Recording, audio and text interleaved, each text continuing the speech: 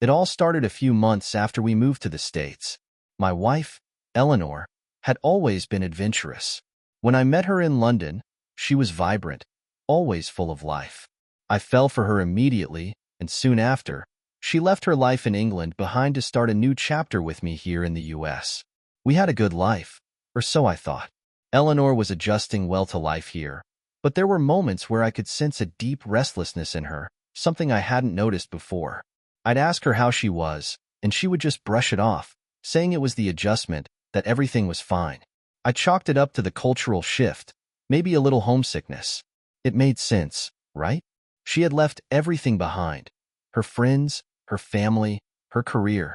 One day, while I was at work, she mentioned in passing that the house needed some renovations. We had recently bought a place in a quiet, suburban neighborhood. It was a fixer-upper, nothing too serious, just a few things here and there. We agreed that it made sense to hire someone, and she found this guy through a friend of a friend, Raphael, a Spanish contractor.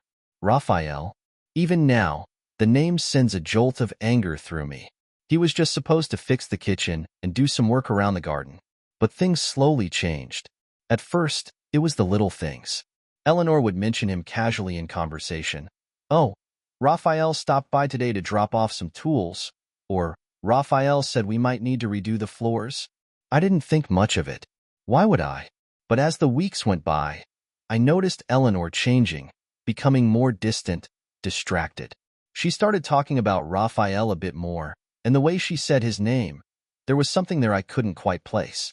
Then came the excuses. Eleanor would be out when I came home. She'd text me saying she was at the store or running errands, but when she got back, she seemed off. I'd try to ask her if everything was all right, but she'd give me vague responses. Sometimes she was cold, other times overly affectionate, as if trying to make up for something. I told myself I was being paranoid. Eleanor loved me. We had a good life together. We had plans, but the doubts wouldn't leave my mind. The unease lingered, and that's when I began to dig a little deeper. A few more weeks passed, and I couldn't shake the growing suspicion gnawing at the back of my mind. Eleanor's behavior became increasingly erratic. One evening, I got home from work earlier than usual. The house was quiet, too quiet. I called out for Eleanor, but there was no response. That's when I heard voices coming from the garden. I stepped outside, and there they were, Eleanor and Raphael. They were talking, but something about their body language made my skin crawl. They stood too close, her hand resting casually on his arm. Raphael laughed at something she said, and my stomach twisted. I approached, making my presence known, and they both turned toward me. Eleanor seemed startled, her smile fading as if caught off guard. Raphael, on the other hand, didn't seem bothered at all. He greeted me with a warm, friendly smile, the kind of smile that says, "I'm not worried because I have nothing to hide." It was almost infuriating how calm he seemed. "What's going on here?" I asked, trying to keep my voice steady. "Raphael was just showing me the new layout for the garden," Eleanor said quickly, too quickly. "We were discussing a few ideas." I nodded, though I wasn't sure what to believe. Something felt off. I could sense an energy between them, something unspoken, but I had no proof. What was I going to do? Accuse my wife of having an affair based on a gut feeling? It sounded ridiculous, even in my own head. That night, Eleanor was distant again. She sat on the couch, staring at her phone, occasionally smiling at something on the screen. I sat next to her, pretending to watch TV, but all I could think about was Raphael. Was there something going on between them? Or was I just imagining it? I tried to brush it off, to tell myself that I was overthinking things. But the doubts kept coming back, stronger each time. I started to pay closer attention to Eleanor's movements, her schedule. She wasn't working as much as she used to, and her excuses for being out of the house became flimsier by the day. I couldn't help but notice that every time she was gone, Raphael's truck would conveniently be parked down the street. The final straw came one evening when I came home from work and found Eleanor sitting in the dining room, a glass of wine in her hand, clearly waiting for me. I knew something was wrong even before she spoke. "Tom, we need to talk," she said, her voice low and serious. I felt my heart drop. "What's going on, Eleanor?" She looked down at the table, unable to meet my gaze. I've been thinking a lot lately about us, about our life together. I feel like I'm losing myself. Losing yourself? I asked, confused. What do you mean? I don't know how to explain it. It's just, ever since I moved here, I felt trapped, like I don't have control over my own life anymore. I don't feel alive. Alive. That word hit me hard.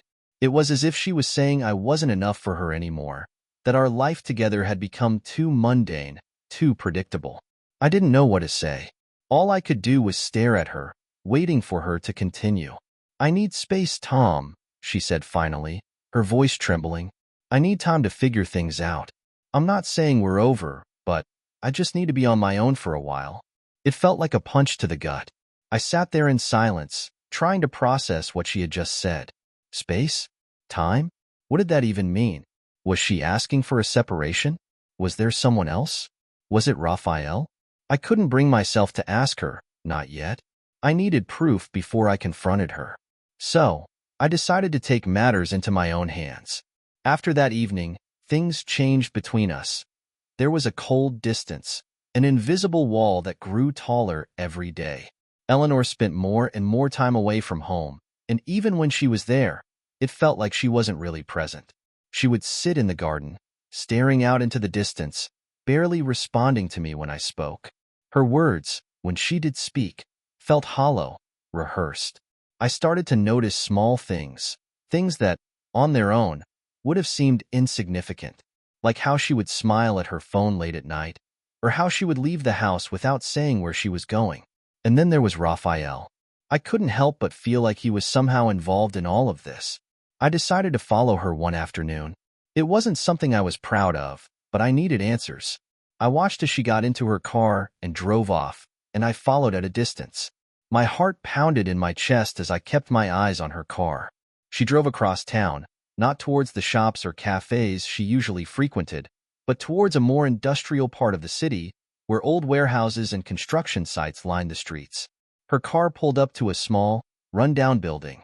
Raphael's truck was already there.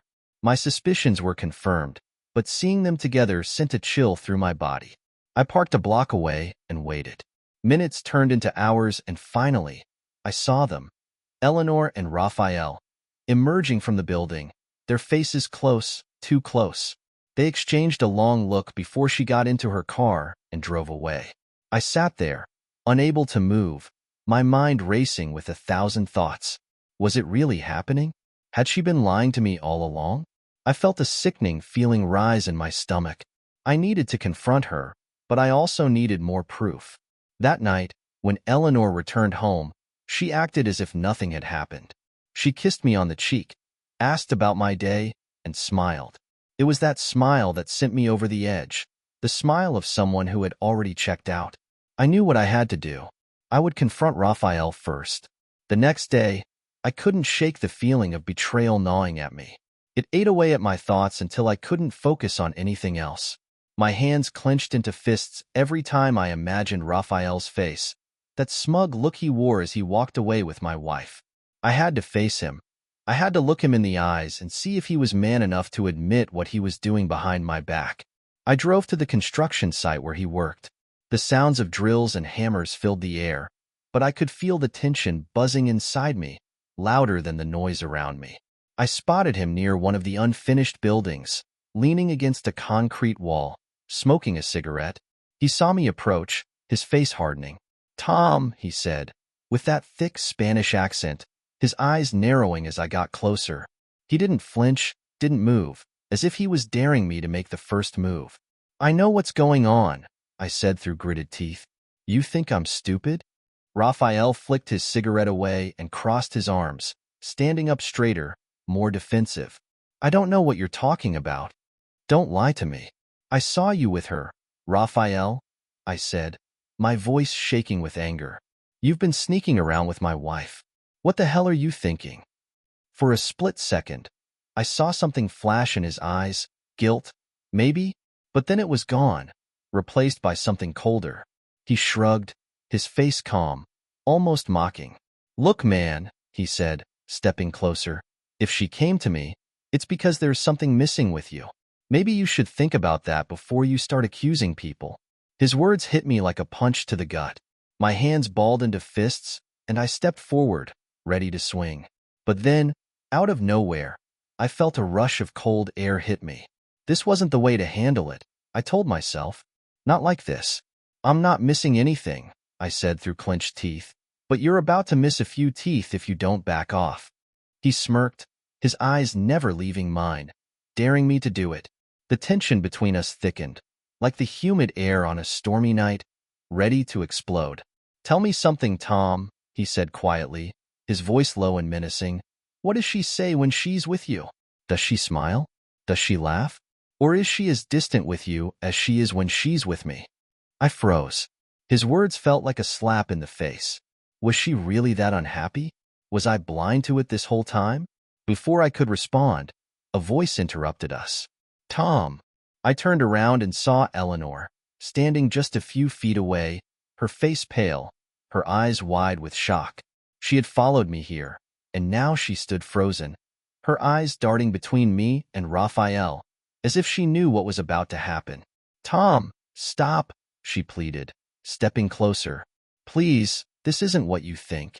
My heart pounded in my chest, my mind spinning. I could barely hear her through the rage and confusion that clouded my thoughts. But I didn't trust her anymore, not after what I had seen.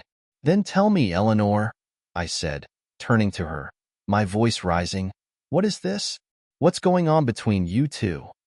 Eleanor hesitated, her eyes dropping to the ground, and in that moment, I knew. She didn't have to say a word. The guilt in her eyes, the silence between us, it all confirmed what I feared. The silence between us hung heavy. Eleanor couldn't even look me in the eye, and Raphael stood there, smug, watching me crumble from the inside out. I wanted to scream, to lash out, but I held myself back. Something in Eleanor's hesitation told me that there was more she wasn't saying, more she was hiding. I wasn't going to let this end with her playing the victim or Raphael walking away smug. I needed to take control. I see how it is, I said, my voice icy, as I turned and walked back toward my car. I left them both standing there, confused, wondering what I was planning. But as I drove off, my mind was racing. If Eleanor and Raphael thought they could fool me, they were wrong. I wasn't going to be played like some fool, watching my life fall apart. I had a plan. I spent the next few days acting like nothing had happened. I pretended everything was normal between Eleanor and me.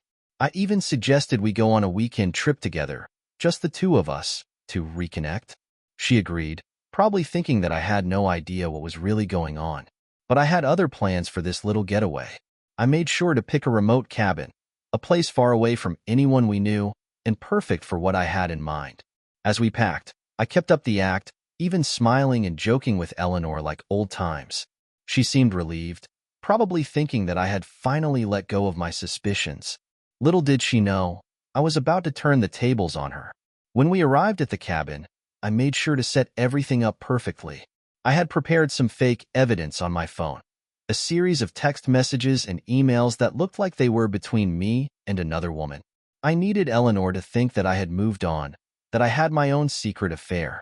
If I could make her feel the way she had made me feel, I could break her down, make her confess everything. The first night in the cabin, I left my phone out on the table, unlocked, with the fake messages pulled up. I pretended to be busy making dinner while Eleanor sat by the fire, sipping wine. I watched her out of the corner of my eye as she glanced at my phone.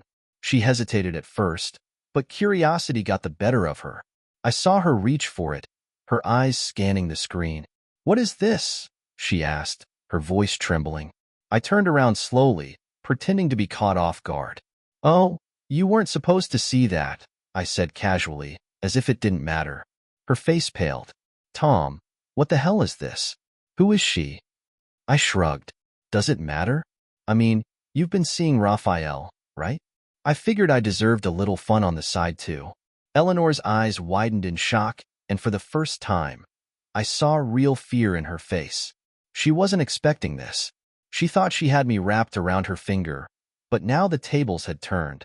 "Tom, I wasn't. It wasn't like that," she stammered. "Sure it wasn't," I said, my voice dripping with sarcasm. You were just having fun, right? Just like me. She started to panic. No, Tom, please, it's not what you think. I made a mistake. I didn't want things to go this far. I stepped closer to her, my face inches from hers. Too late for that now, isn't it? I could see the guilt and the desperation in her eyes. She was crumbling, just like I had planned. But this wasn't enough. I needed her to suffer the way I had. I needed her to feel the same humiliation, the same sense of betrayal. Eleanor's breath quickened. Her composure was shattering, the walls she'd built crumbling down piece by piece. She was no longer the confident, calculating woman who had believed she could juggle a secret affair with a man like Raphael. Now, she was caught between guilt, anger, and panic. I could sense the tension simmering just beneath the surface, but I wasn't done. Not yet. Eleanor, I said, my voice smooth, almost calm. You played me for a fool. You thought I wouldn't find out, didn't you? You thought you could live two lives and I wouldn't see it. She took a shaky step back, her hands trembling. Tom, please. I didn't mean for this to happen. I love you. I never wanted to hurt you. I laughed, bitter and sharp. You didn't want to hurt me? I took a step closer, my presence looming over her. Well, guess what? You did. And now, you're going to feel the same pain I felt. I could see the confusion in her eyes. She didn't understand what I meant, not yet. You see, I continued, while you were sneaking around with Raphael, I was busy too. I've been talking to people, digging into his past. Her eyes widened. She knew what was coming next. Did you know, I said, savoring every word, that our dear Raphael has a wife back in Spain? A son too.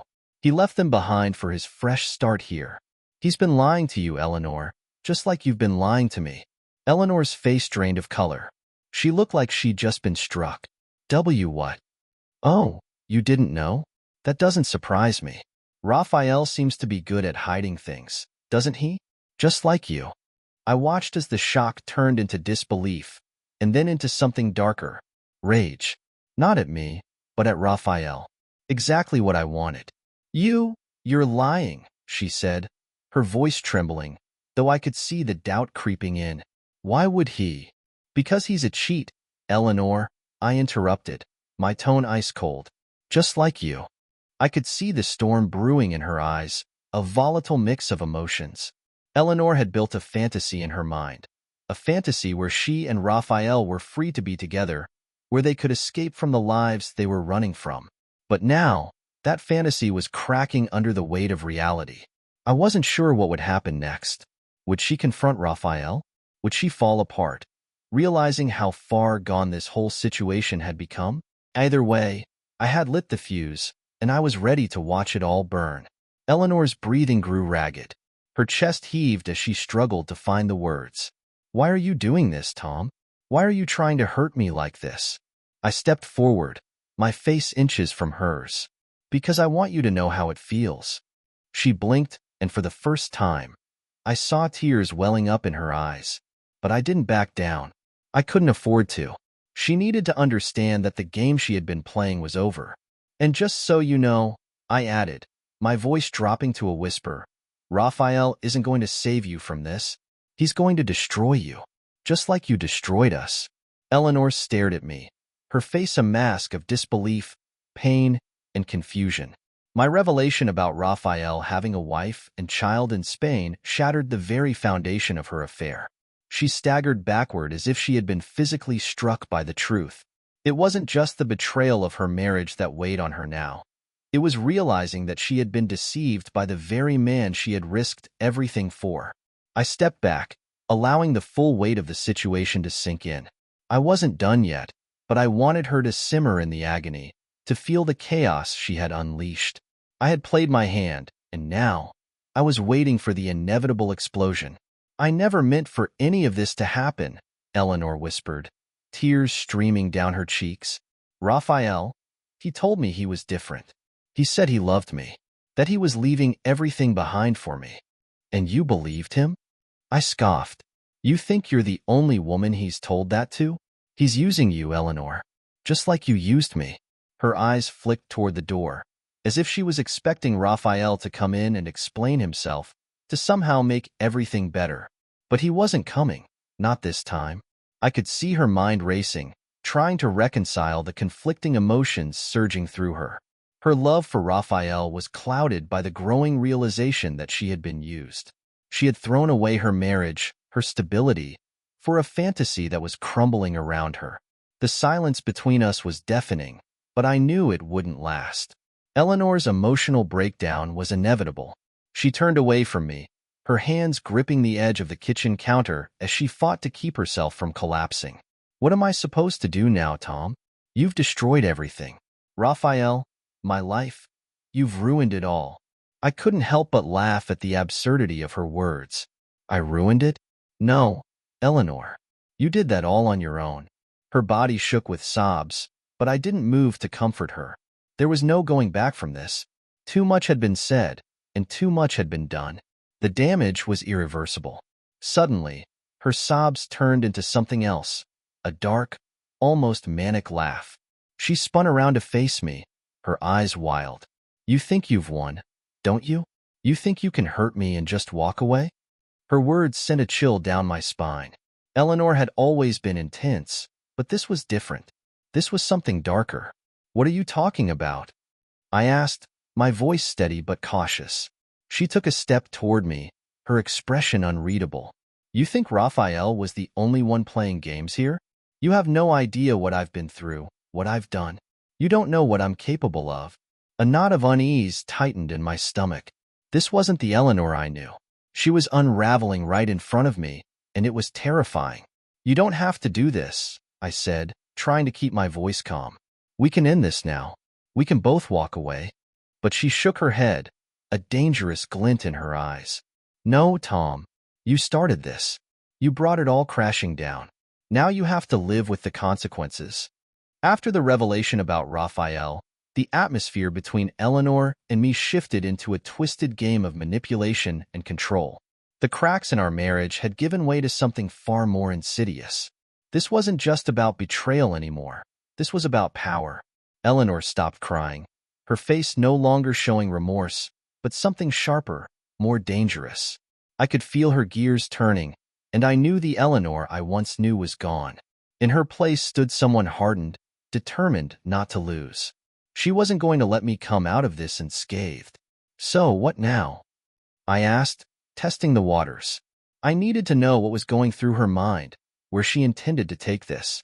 She tilted her head, staring at me with a cold smile. Now? Now we play by my rules. I felt the knot in my stomach tighten. Your rules? You're not in control here, Eleanor. Oh, Tom, she said with a mocking laugh, stepping closer. You think you've won, don't you? Exposing Raphael, thinking I'd just fall apart. But you've forgotten something. You need me too. You need me to keep this marriage together, for appearances, for your business, for everything you've built. Her words stung, but there was truth to them. Our lives were so deeply intertwined that unraveling them would be a disaster. But that didn't mean I was going to let her walk all over me. And what about you? I shot back. You need me just as much. You think Raphael's going to stick around once everything falls apart? Her expression flickered for a moment, the first crack in her armor. But it was gone as quickly as it appeared. Maybe, maybe not. But I'm not as helpless as you think. Her words hung in the air, a challenge, daring me to question her. I knew she was plotting something, but I couldn't figure out what. This wasn't just about Raphael anymore. This was about survival. I crossed my arms, standing my ground. So, what's your plan, Eleanor? You think you can manipulate me into staying, into forgiving you? She smiled again, but this time it was a different smile, one filled with malice. No, Tom, I don't need to manipulate you into anything. You'll stay, because you have no choice. I could feel the ground slipping beneath me. The control I thought I had was slipping away. I needed to stay ahead of her, to figure out what she was up to before she could strike. I have choices, I said, though my voice wavered slightly. You're not the only one playing this game. She laughed softly, a sound that sent a chill down my spine. We'll see about that. The tension between us was unbearable. each of us waiting for the other to make the next move. We were no longer husband and wife. We were opponents in a game of deceit, each trying to outmaneuver the other. For days, we lived in this strange limbo, neither of us acknowledging what had happened, but neither of us backing down. Eleanor went about her days as if nothing had changed, smiling sweetly to the neighbors, chatting casually with her friends, but behind closed doors, the air was thick with tension. At night, we lay in the same bed, but the distance between us was palpable. She would turn her back to me, her body language cold and uninviting. But I wasn't fooled. I knew she was waiting for something, waiting for the right moment to strike. I couldn't let her have the upper hand. If I wanted to survive this, I needed to stay 2 steps ahead. I needed to figure out what her endgame was, and I needed to do it fast. But Eleanor was clever, more clever than I had given her credit for. Every time I thought I had her figured out, she would throw me off balance with some new revelation, some new twist in the story. One night, as we sat in the living room, the silence between us oppressive, she turned to me with a sly smile. "You know," she said casually, "Raphael wasn't the only one." Her words hit me like a punch to the gut. I stared at her, my mind reeling. "What?" She shrugged, as if it were the most natural thing in the world. "I mean, did you really think he was the only one? It's not like you've been paying attention to me for years, Tom." The ground beneath me crumbled completely. This was her plan. This was how she was going to win. By making me doubt everything, by making me question not just her, but myself. "Who?" I demanded, my voice barely more than a whisper. She just smiled, standing up and walking. I knew then that this wasn't going to end peacefully. The setup. Eleanor had been acting increasingly cold and distant over the past few weeks, her behavior a mix of indifference and barely concealed contempt. The strain between us was growing more unbearable by the day. Something in her manner had changed, an icy, calculating detachment. Her once subtle hints about life insurance and accidents had morphed into more ominous remarks, and my instincts were on high alert. One evening, I overheard her talking in hushed tones with Raphael, the Spanish construction worker she had been spending more time with lately. I could only catch fragments of their conversation, but it was enough to send chills down my spine. They were discussing some kind of plan, something about making everything look like an accident. My heart pounded as I pieced it together. Eleanor was plotting my death. She had mentioned going up to a secluded cabin for the weekend, suggesting that a change of scenery might ease the tension between us. I agreed, pretending to go along with her idea. Deep down, I knew something far more sinister was at play. The cabin. The drive to the cabin was uneventful, though Eleanor's overly cheerful demeanor only heightened my suspicion. She kept prattling on about how we needed to reconnect, but I could sense the underlying tension. The cabin itself was isolated, surrounded by dense woods, miles away from any help. The perfect place for an accident. As the night wore on, the atmosphere inside the cabin grew tense. Eleanor had poured me a drink, and while I hesitated for a second, I knew refusing would arouse her suspicion, so I drank it. We sat in near silence, the crackling fire the only sound between us. My mind raced, replaying the fragments of her conversation with Raphael, trying to anticipate her next move. Eleanor excused herself after dinner, claiming to be tired, leaving me alone in the living room. I didn't know it at the time, but Raphael was supposed to arrive later that evening, under the pretense of helping with repairs. But his real purpose was far more deadly. He was coming to finish me off, making it look like a robbery gone wrong. The attack. I had no idea Raphael was planning to break into the cabin that night. As I stood by the fire, lost in thought, I heard a noise, footsteps crunching through the snow outside. Before I could react, the door burst open, and there he was, brandishing a crowbar. Raphael's eyes gleamed with malice as he lunged at me. Caught off guard, I barely dodged the first swing, the heavy metal grazing my shoulder. Pain shot through my arm, but adrenaline kicked in. We struggled, knocking over furniture as the fight escalated. He was stronger, but I fought with desperation, knowing my life was on the line.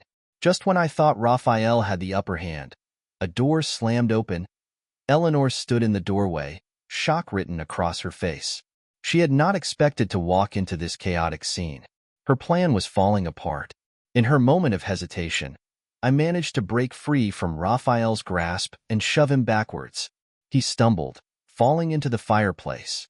Sparks flew, and in an instant, his clothes ignited. The flames. Panic spread across Raphael's face as flames consumed him. He screamed, flailing as he tried to put out the fire, but it was too late. Eleanor stood frozen, watching in horror as her lover was engulfed by the flames. In the chaos, her carefully orchestrated plan had gone horribly wrong. I stood there, breathless and covered in sweat, watching as Raphael succumbed to the fire. The irony was bitter. He was supposed to kill me, but instead, he had become the victim of their deadly scheme. Aftermath. When the flames finally died down, there was nothing left but Raphael's charred body. Eleanor turned to me, her face pale, her eyes wide with disbelief. "We need to clean this up," she muttered, as if trying to salvage what little control she had left. But I was done playing her games. I called the police that night. I told them everything, about her affair, the life insurance, the plan to stage my death.